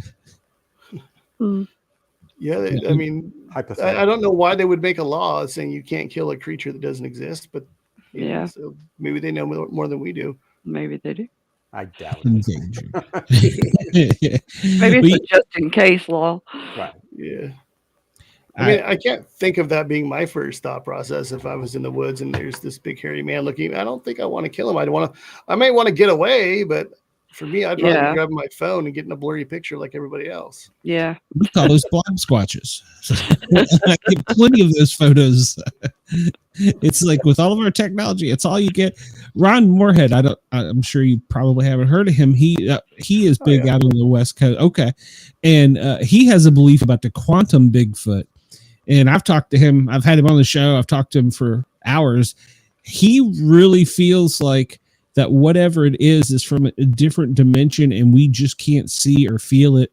And no matter what we do, we're not going to get anything clear on it. And he is really into the quantum theory on that one. And I can't debate that. Right. I mean, we have proven nothing when it comes to the existence of Bigfoot. So that's a theory you have to take into question. So you have to definitely give that some thought for sure. Yeah. And like you, going into people's homes and sitting around and just having a normal conversation, everybody thinks when you're going out and you're looking for Bigfoot, you're going to go out, you're going to knock on trees, you're going to do this and that. Sure, you can do all that. But the most experiences or encounters or whatever you want to call them, we've been sitting around the campfire just having a good time. And as one of the late Bob Grumpy Wilson would say, we're their cable TV if they're out there. They want to see what we're doing here. And he says they will come to us. And, we had a log get thrown into the fire pit from outside of the wood line where we were camping. And we're like, okay, we're just going to sit here and camp and not go back out in the woods tonight. So that's some of the best experiences we've had is really just been sitting around not looking for a big hairy creature. You had rocks thrown at you and I've been hit with rocks, had a log thrown in the fire, had a log kicked out of the fire one night, and it rolled up over the stone pit and up a hill on fire. And the log was split, so there was a flat edge on it. Yeah, we tried everywhere in the world to disprove that one.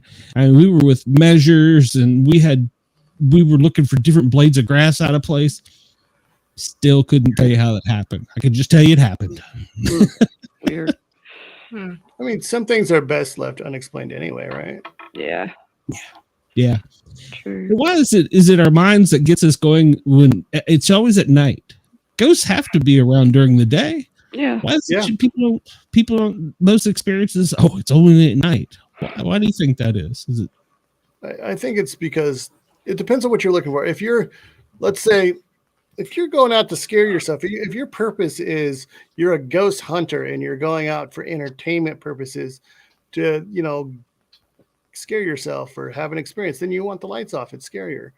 But to be honest, I mean, people see ghosts at any hour, and it's probably, for me, I talk to the client. If the client is experiencing activity when the lights are out, we'll turn the lights off. If the lights are on, we try to mimic when what's happening when they're having the experience. So for me, makes no difference. I think it's more of a lights off is more of an entertainment factor to scare yourself, I think, because I don't think it's necessary.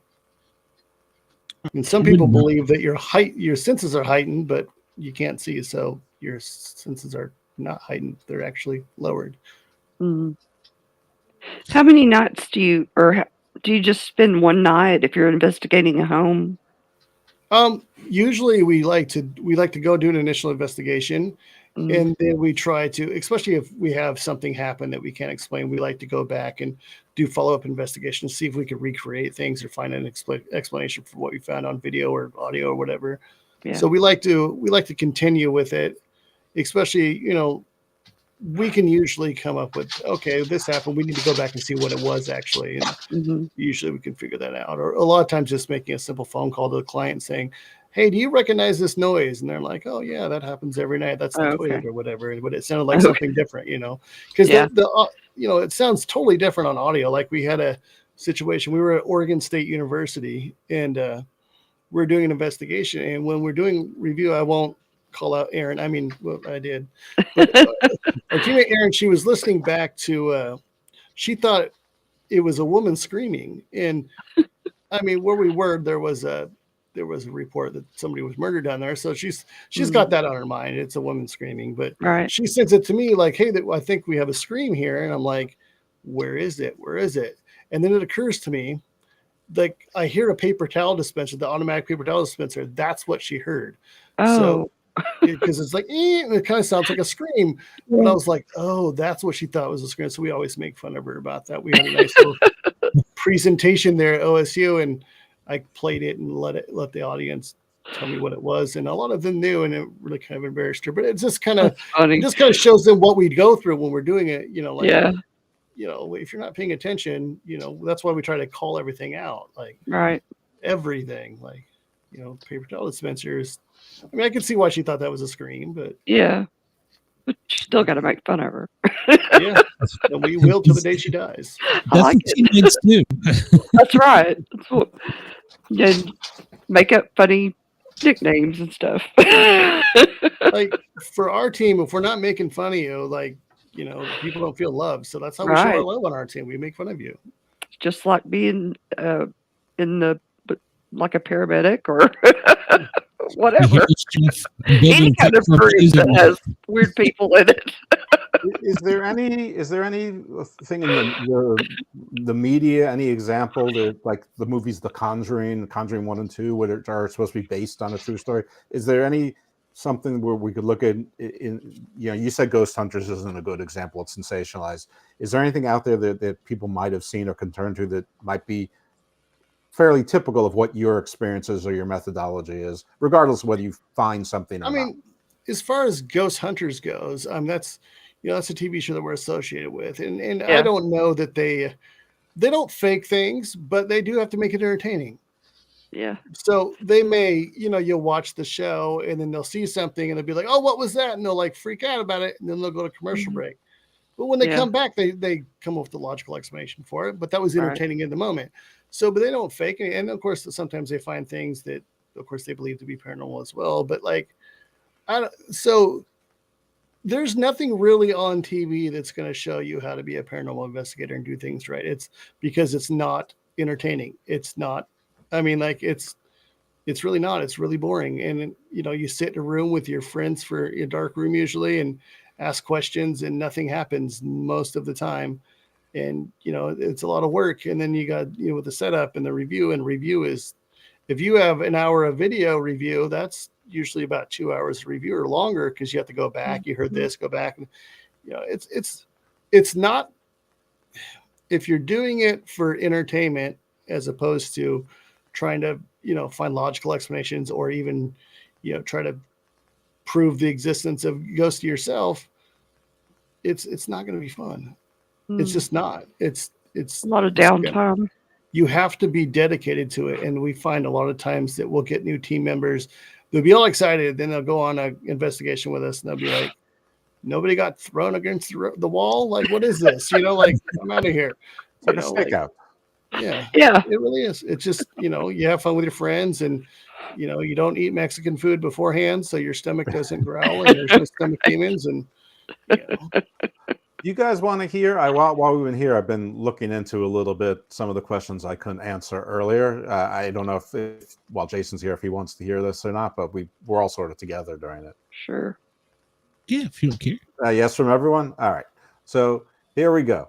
So does a home seller have to disclose ghostly activities before a sale? The source here is Zillow. So according to a state-by-state analysis by Zillow, there are no states that require home sellers to voluntarily disclose alleged ghostly activities on property. So the answer to that one is no. Yeah.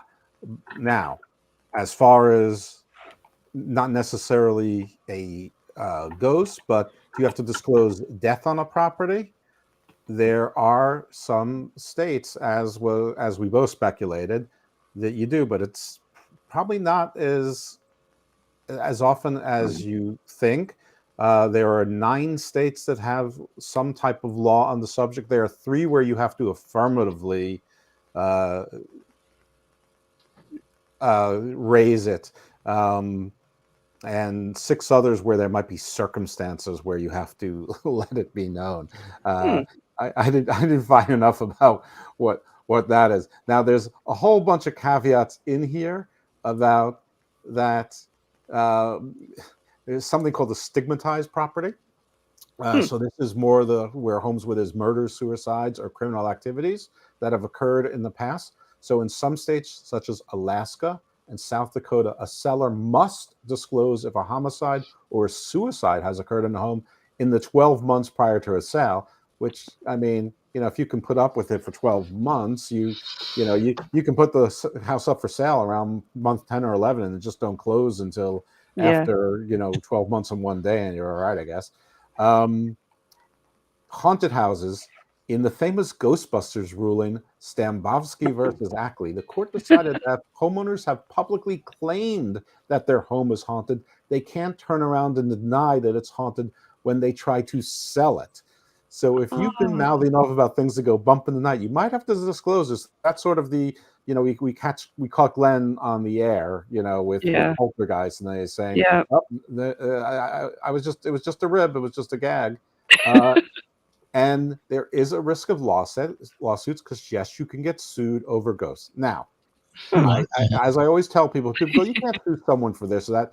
You can sue anyone for anything. The question is whether or not your suit will be successful, has any chance of success, or whether it's worth the effort, or you can find an attorney, or whatever the case might be. But nothing, the courts are public places. It's very rare when somebody gets barred from filing lawsuits. And even then, it's usually in the state. And I forgot who it is, but there's somebody who's barred from filing any lawsuits in the federal courts. But that person can still go into state laws. So, yes. So you can get sued over ghosts. And there might be ethical considerations generally about your licensing, and anytime any licensed person gets complaints against their professional entity or a private semi-professional, not semi, but private professional agency like the National Association of Realtors, or your state licensing board is obviously a regulatory professional agency. The National Association of Realtors is voluntary. Transparency is crucial to selling the home, meaning that you could probably be subject to sanctions or losing your license. That would probably require, unless it's absent one of these states in one of those situations, it probably would require that there's some sort of pattern of behavior or something that's particularly egregious. There were some places where there were other states that you had to disclose certain things within 36 months or whatever, but but there are laws on that in certain states, but it is the minority. In most states, ghosts are not protected against. Very interesting. Thank you. Sure. Jason, I bet you would never known any of that. I mean, I just kind of assumed it would be, and it is state to state, but I didn't know what percentage of states would actually have rules for that, but that's kind of interesting. Yeah. It's a question I have been asked quite often by people, but like now I have more of an answer than I had before, I guess. So that's good. Cool. And you also have a radio show on this, correct? Yeah, I have a radio show that airs in Portland and Vancouver, Washington. It's called Hassling the Paranormal. Oh yeah. What is it about? So basically, I have a guest every show. I have a guest that it will be on anything from. I've had like Karen Anderson on, who's a pet psychic, or I can have a guest. I'm having let's see, I had Rocky Smith on last month. It was he's the director of the Oregon Ghost Conference, so we talked about the conference and all that kind of stuff and the things he does, and then I have a psychic coming up tomorrow. I have to actually interview him, Daniel Monroe. He's going to be on, and just talk to him about, like, we'll do any paranormal topic really, whether it be aliens, Bigfoot, but just so yeah, it's a lot of fun. Well, if you need an attorney now, Jeff. Pays our paranormal attorney.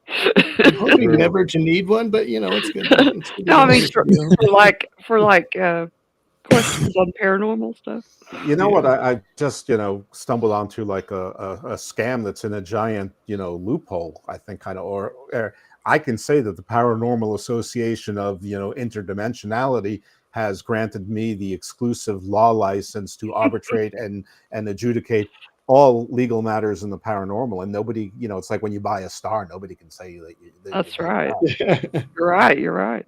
So I'm going to declare myself officially that, because I didn't declare myself that. Actually, the Watcher from from Marvel Comics consulted with the Celestials and whatnot, and they've. It seems kind of long to put on a business card, though.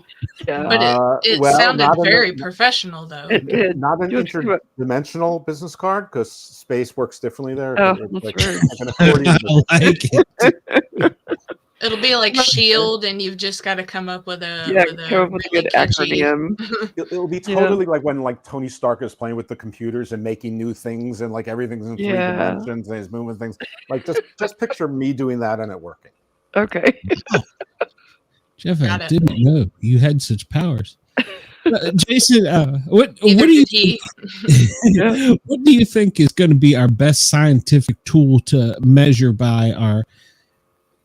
Prove other, some scientists have proved there's other dimensions. We have the quantum mechanics. What do you think our best tool, our best resources that we're going to use to prove any of this, and whether it's alien, Bigfoot, ghost?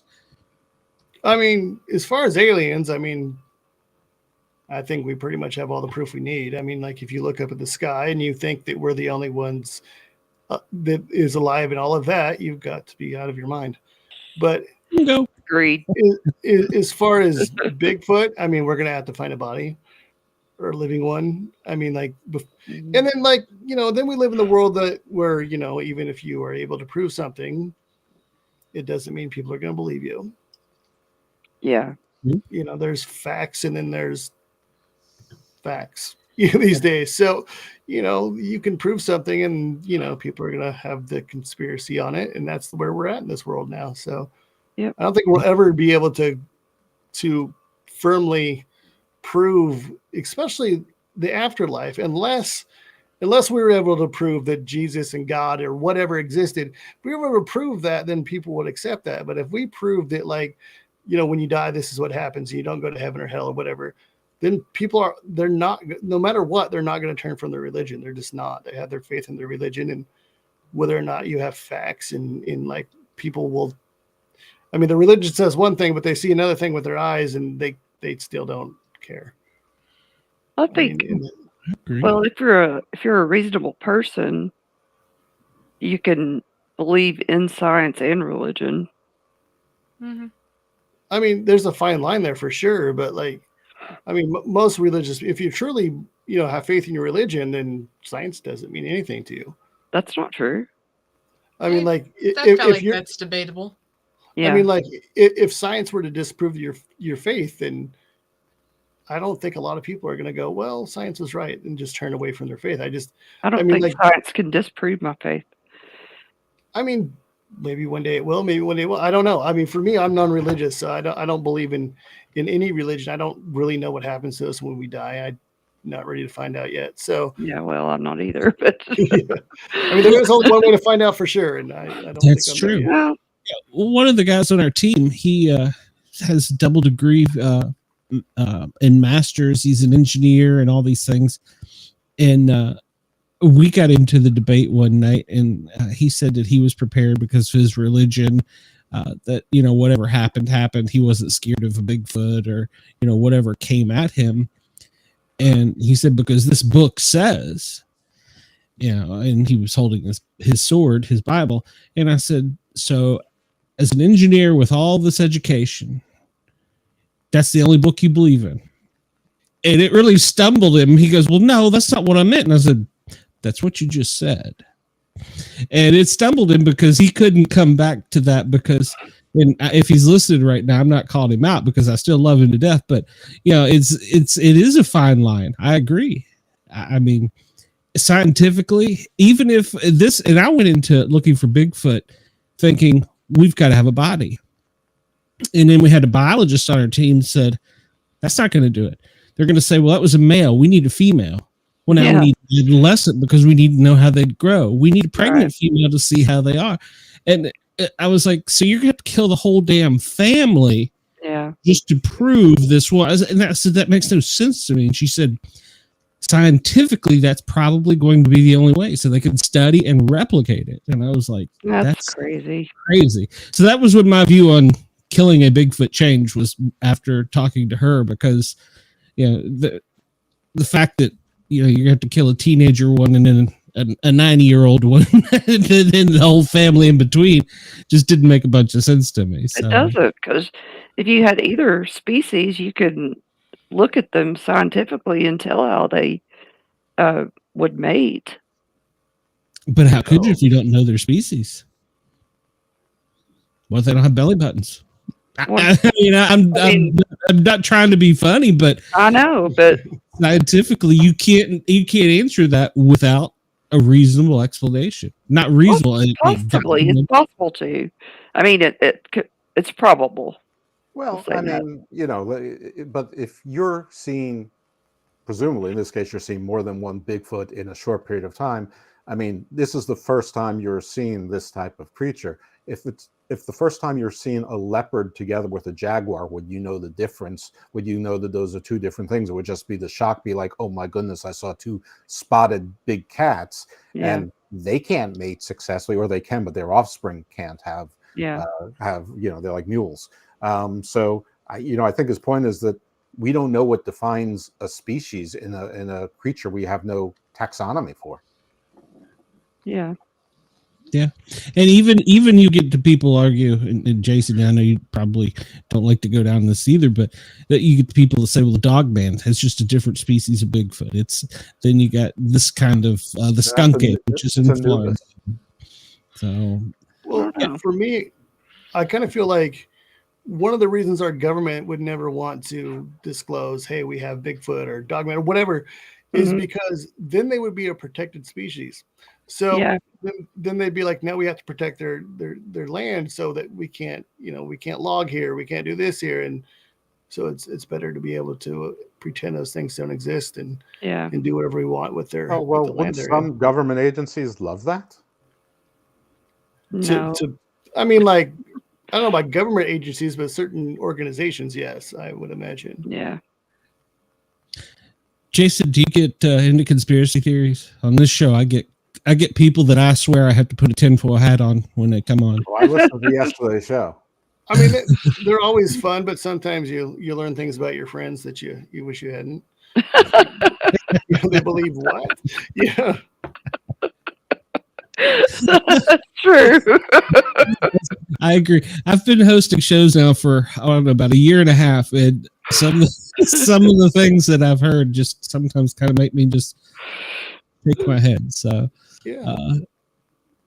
and right now it seems as the world is just rampant with it, and I think social media has made it 10 million times worse. So, my best answer to conspiracy theories is that anyone who's ever belonged to a condo association, a homeowners association, or like a swim club that has a board knows that there's no possible way that there's a global cobbles, because people can't agree on what color of taupe is acceptable. You're absolutely correct. I get Google alerts to help me sometimes get leads on things, and one of the alerts I get is on Bigfoot. If a news article comes out about Bigfoot, I'm going to get it in my inbox. And 99.9 times out of 10, it's something funny, or now there's a Bigfoot radio station that I'm going to figure out how to filter that out. I saw one the other day. This gentleman was a lawyer. Sorry, Jeff. And he was complaining to his homeowners association in the local public paper because the people across the street had a lawn ornament that was against their code. It was a religious lawn ornament, but they were allowing it. And so his argument was, well, I'm going to put a giant concrete Bigfoot up there and you can't stop me. It's like, you're right. I agree with you, Jeff. The people with the flat earth, they just totally blow me away. I don't understand how many centuries would we have had to hidden this. It does not. What would be the point? Why would we? I'm open to believing anything if there's a reason for it. Like, why would the government want to tell us the world was not flat? Why would they want to keep that a secret? Well, why would the Mayan government and the Aztec government and the Persian government, like, Exactly. why would the Babylonian governments want to have said that? I mean, I could think of all sorts of reasons why our government might now, but and they're probably just as fallacious. But like, what was in it for the Mayans? Yeah. I agree. I just don't understand it. I mean, Jason, what's the wildest one you've heard? Conspiracy theory? Yeah, we'll go with that. Yeah. I don't know. Like, let's see. My favorite, it's not really wild, but my favorite conspiracy theory that I'm like really interested in is, did we really go to the moon? oh yeah, that's a good one. That was one of Stanley my Kubrick. Yeah, I mean, obviously there's reason why we would fake that, because the Russians got to space first, and we had to show, no, we're in the lead here, and did we really go? I mean, maybe we did, maybe we didn't, but there are people that will fight you over it. Yeah. very angrily. I can't remember the guest's name, but it's been a year ago. I could almost say to the date. He was one of my first guests. He wrote a book. He was the one that got punched by now I'm having Armstrong.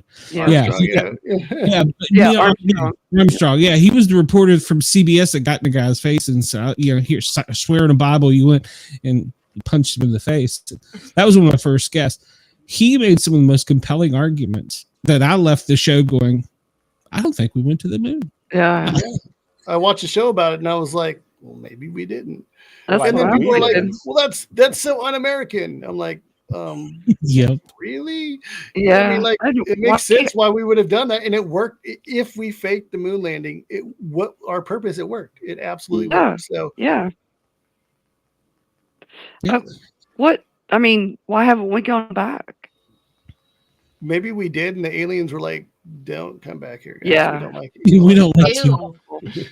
Get out of our closet, you Very son. possible. The moon itself and all of the strange uniqueness about the moon vis-a-vis, like the distance from the Earth, its size, its orbit, you know, its constitution. It's like it might truly be unique. It's like somehow it's like the exact right ratio that you can have total solar eclipses because of the math, and it doesn't involve. So there's a lot about the moon that is really interesting enough on its own. There is. So that's a fun rabbit hole to go. Yeah, some people believe we created the moon. Yeah. Yeah. Oh, Some yeah, people I've think it's hollow and that it's a satellite, and I think it's made of cheese. so many. I know. I was disappointed when I found out it wasn't cheese. I know. I wasn't until I realized it was Jarlsberg cheese, and I don't like it. So It's just a Death Star. Jeez. It's a test star. It's the government. It's the government's put it there, even though back before they even knew how to communicate, they were drawing it on walls. But yeah. I have a friend that worked in a 3-letter agency, and his thing about conspiracy theories is he says, I could talk about this now because of the published book. Back during the Cold War, there was a machine that the Russians used on one end to communicate and on the other end to communicate, and only the two machines could talk, kind of like the Cherokee Wind Talkers. And the Russians thought that we couldn't hear their talk. Well, we had actually already either developed it or whatever. Somehow we could hear them. We knew what was going on. They sent him and a special task force in to fake a burglary of their equipment so that the Russians would think that, we got them. They don't really have it. So he said, if you think that some things are fake, he goes, you got to look around and go, the government does sometimes things that want you to think it's fake. They wanted the Russians 100% not to think they had it, so they went and failed stealing one out of an embassy. Wow. Back during the Cold War in the late 70s. So. Yeah, you don't know what's true now or not. It's crazy. What's the saying? I read it on the internet. It's got to be true. Yeah. Well, maybe if Jason can find a way to communicate with ghosts, maybe they have a better discernment of truth versus fiction. Something tells me they probably don't want to talk to us a lot of times anyway. Yeah, you're right. Yeah. They see what we're up to, and they're like, we checked out of this game. They haven't met Glenn. I mean, he's kind of a big deal. Yeah, that's true. Hey, Jason, what do you think about how much credence do you put in the ghost box? Ghost boxes? You don't? Like they're fun to play with and it's entertaining, but there's no way to prove that they're like we do like the Estes method. We have somebody has the headphones on. Yeah. And if that makes it make a little bit more sense, but for the most part, we have one. We break it out if we have like a public investigation because everybody that paid to be on there, they seen it on TV and they want to play with one. So it's more of an entertainment thing, but I mean, you can get interesting results with it, but there's no way to prove that this is anything more than us just hearing things we want to hear. Okay. True. Yeah, that's true, I guess. Well, I know I've probably kept you guys longer than you wanted to. And I appreciate you coming on, Jeff, and the last minute. And Jason, I appreciate you coming on earlier. We were not actually sometimes have an organized show. And we do sometimes. What's the fun of that? I know how that works, yeah. Yeah, get off topic a lot. Ooh, shiny. But when when I had a guest cancel at 8:00, I'm like, well, actually, it was after 8. I was like, That's so fun, yeah. So, but I appreciate you for coming on, Jason. Where can everybody find you and your stuff? And got anything coming up? I know you were just at the big convention. The Oregon Ghost Conference we had last week, and that was a lot of fun. And that's in Seaside, Oregon. If you want to find my team, it's bigriverparanormal.com. And if you need help in Idaho, Oregon, or Washington, you can reach out to us there. You can listen to my show, Hassling the Paranormal, on KXRW.com. And that airs the second Thursday of the month, airs live show, or not live, but new shows. And then, but you can catch all the shows on my page on the website there. That each show has a page, so they're all archived there, so you can catch any of those. On what page? Anytime. KXRW FM. Okay, thanks. Yeah. Write that down. I'll forget it. I forget. I'd be very sad. You got any more questions, or you want to cross-examine, or? No, the witness is excused. Jeff, how about you? You got anything interesting coming up? Besides I know you're going to be on my show more. It's gotten worse. So aside from sometimes here, all right. So on Unpopular Review, they're wrestling, and I do the Raw review show after Monday Night Raw. So that's usually starting around 11:10 p.m. Eastern time. So there's that. On Unpopular Review sports side, I do a show with my 23-year-old son, the Lippman, on the UFL. It's season 1 of the UFL, professional spring football. The XFL and the USFL have merged. neither one of us followed the USFL or the XFL with any detail whatsoever. So we're learning with you. So we did 3 shows during the preseason and learning up on it and reviewing the teams and the coaches and some of the rules. And the funny thing is that there's not a complete clarity as to which rules apply. And this weekend starts games. There's 2 games Saturday, 2 games Sunday. So we're going to do a review show Sunday evening. So that's on Unpopular Review Sports. So if you subscribe to both those places and hit notifications, you'll know when we're on, because we're going to wait till the last game is over and see if there's a post show or not, because even that's not clear. But folks, there's more. On Unpopular Review Entertainment Division, I'm going to be on the forthcoming X-Men 97 review show. So that's just Unpopular Review. Now, last night, I made my debut on Tooneytown Wrestling, a YouTube channel, and there was a panel of about 6 of us, and that show's already crossed 2,200 views in now 24 hours. Now, I don't know where you come from, but for me, that's enormous. So we're really pleased with that. So. And the star of that is Marvin, the movie puppet, or the movie monster, and he's a puppet, and he's really funny, and it's great. So Tooneytown Wrestling. So if you want to subscribe to that, you probably want to be a wrestling fan for that, but it's objectively funny. What else do I got? Oh, my wrestling podcast, Hammer Like Hangover.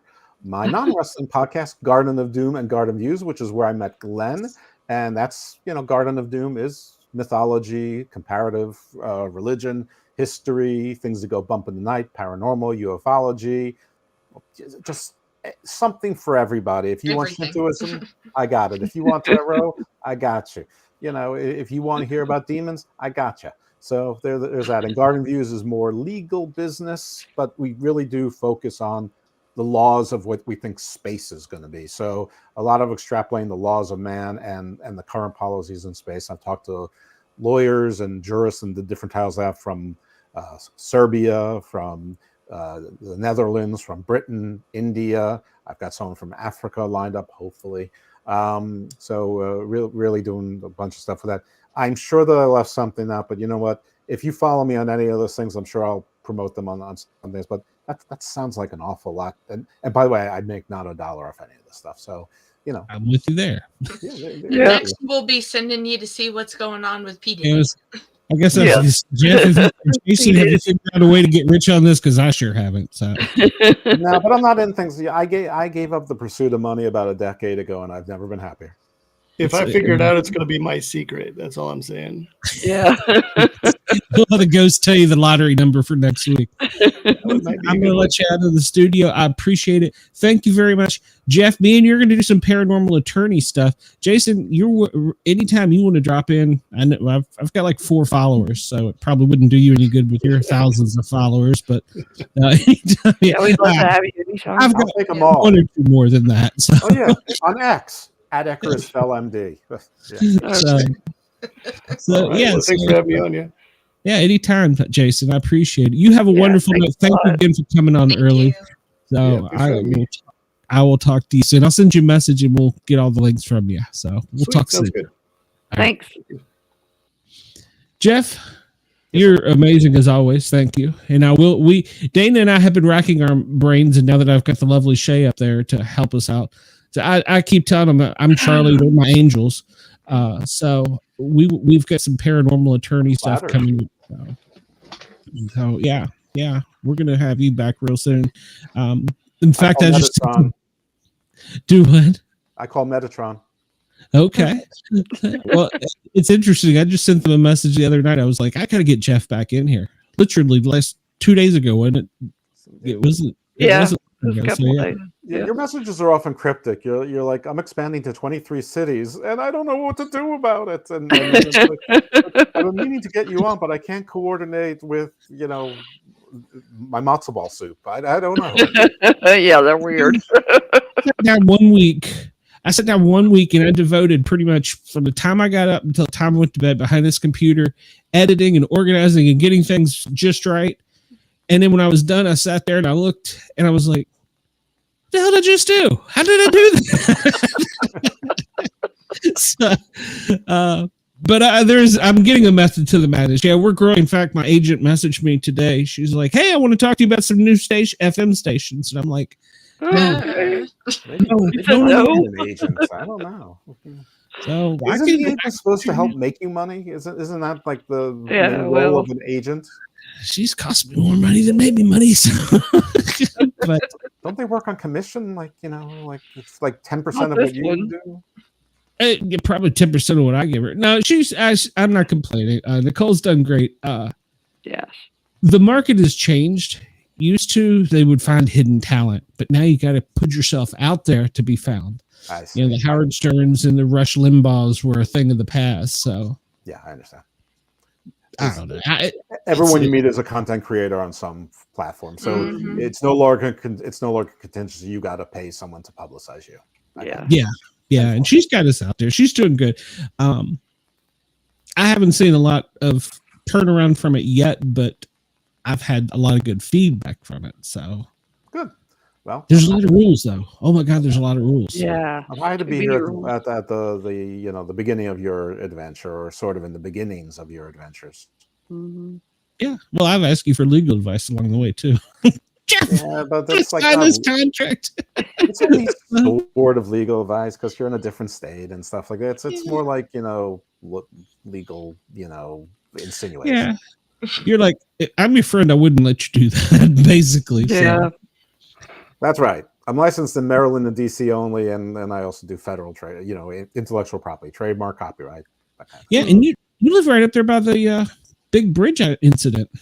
I mean, relative to you all, I do, but I mean, I'm like the polar opposite side of the Baltimore Beltway. I mean, obviously the entire city is impacted, and it's a crazy freak thing, and there's death and tragedy, and there's going to be logistical ramifications for a while, but me and mine were not directly impacted for whatever that's worth, but I'm on the northwest side. That's obviously the southeast side. It's on the waterway where ports are, so that's sort of obvious for the East Coast. And I work from home. My wife works in the area as well, and my stepson, doesn't work. So, hey, you can adopt me. No. Yeah, you can. You have a job for him. We'll ship. I will ship. Yeah, hey.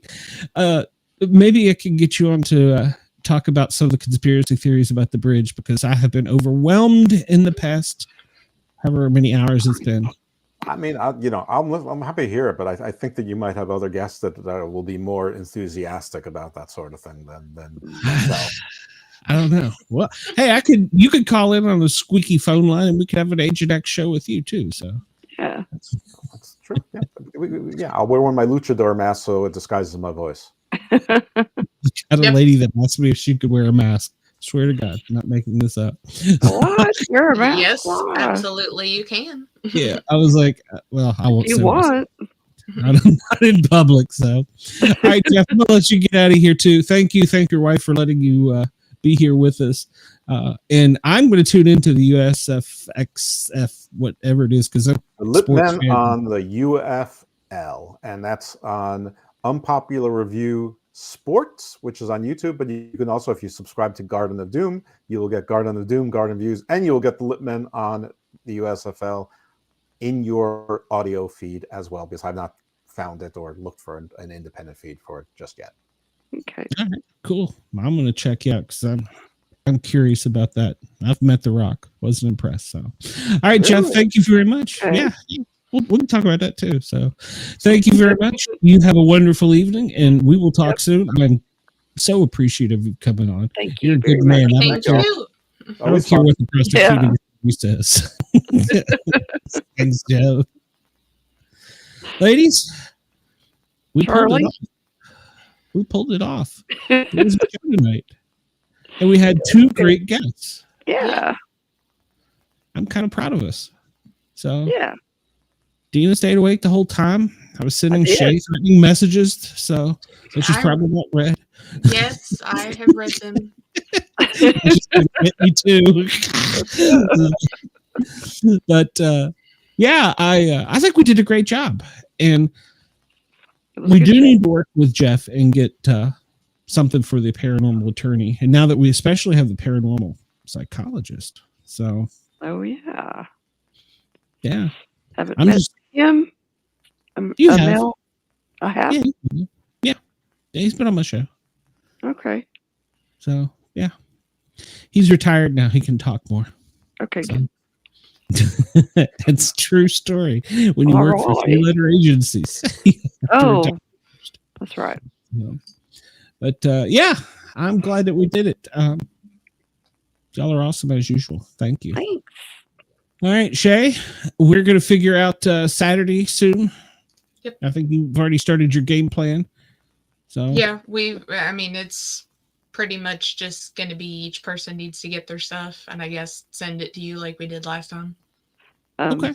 And I'll get totally out of order.